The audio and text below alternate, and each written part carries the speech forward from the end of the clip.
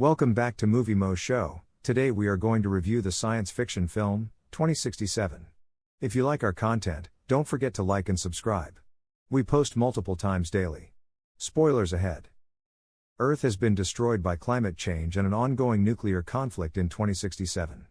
Due to synthetic oxygen, which is polluted and progressively results in the sickness, just one city in the wreckage of Australia has been able to resist these devastating alterations.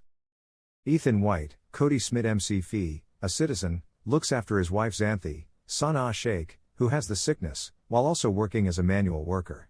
A huge corporation's chief technology officer, CTO, Regina Jackson, Deborah Mailman, summons Ethan one day and informs him that the sickness would eventually exterminate the remaining members of humanity. Ethan's late father, quantum physicist Richard White, Aaron Glenane, had been working on the Chronicle before he passed away 20 years earlier. As the Chronicle was being tested, the researchers heard a radio message from more than 400 years in the future asking for Ethan to be sent to them. Ethan is asked to be sent into the future in an effort to save humanity from extinction. Due of his anger toward his father for leaving him and his mother, he declines, but Xanthi and Ethan's guardian and co-worker Jude, Ryan Quanton, are able to persuade him otherwise. The only items Ethan has left are a wrist bracelet Richard gave him when he was a youngster and a handheld computer named Archie. After surviving the terrifying temporal displacement, Ethan finds himself in a lush rainforest. He discovers a skeleton wearing his uniform, a decomposing Archie, the wrist device, and a skull with a bullet hole at the entrance to a bunker-like structure. Ethan is saved by Jude, who followed him through time after his life readings, communicated through the Chronicle, were failing. Ethan is unwell from eating toxic berries and shocked to learn that his apparent death in the near future is going to happen. They report their findings before following Archie's instructions to a different, still operable door that goes to the Chronicle lab.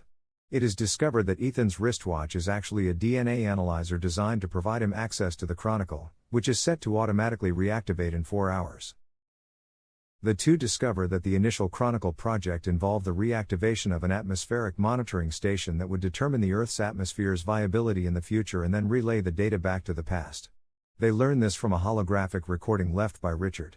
Richard was reluctant to send his own kid to the future when he initially activated the machine, but he overcame his reservations and prepared Ethan's wrist analyzer. However, since transferring living stuff through time securely requires a working link on both ends and the data indicated a power outage in the year 2474, an urgent follow-up mission was ruled impossible.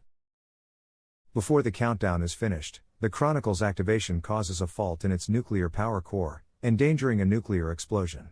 Under the overgrown ruins of their home city, Ethan and Jude make their way to the power core.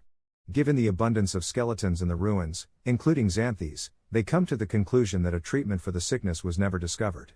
Jude tries to console him, and Ethan recognizes Jude's voice from a video he discovered on the rotting Archie, made just before his future self was slain. Jude commands Ethan to the reactor's control room while holding a gun to his head, claiming that he is rescuing Ethan from himself.